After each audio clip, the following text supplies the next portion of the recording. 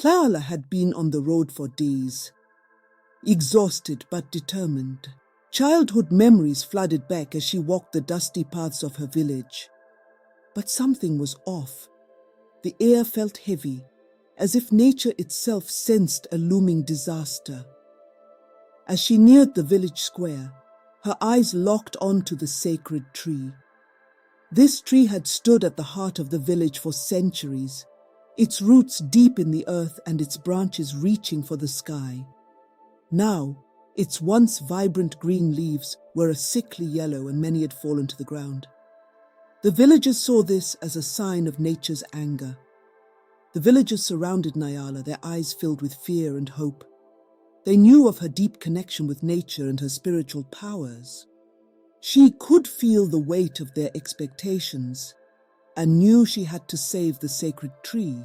Nyala approached the tree and placed her hands on its roots, feeling an ancient dark energy pulsing beneath the surface. She realized this was an old curse poisoning the tree from within. To restore peace and save the tree, she needed to lift this curse. That night, Nyala prayed, seeking guidance from the spirits. They revealed that she must venture deep into the forest, to places unknown and filled with danger. This journey would test her physically and spiritually. But Nyala was resolute. At dawn, she set off into the forest. The sounds of nature accompanied her. The chirping of birds, the rustling of leaves, and the soft hum of the earth. Each step took her further into the heart of the forest and closer to the source of the curse. Along the way, Nyala faced numerous challenges. She encountered the tracks of predators, poisonous plants, and treacherous terrain. But her unwavering connection to nature gave her strength. At one point, the spirit of an ancient shaman appeared, guiding her path.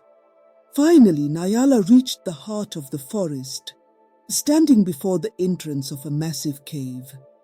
The dark energy emanating from within confirmed she was in the right place. Taking a deep breath, she stepped into the cave. It was cold and dark, but the light in Nyala's heart guided her. Deep inside, she found an ancient altar, the source of the curse. Nyala called to the spirits for help near the altar. After what felt like an eternity, she managed to cleanse the altar and lift the curse.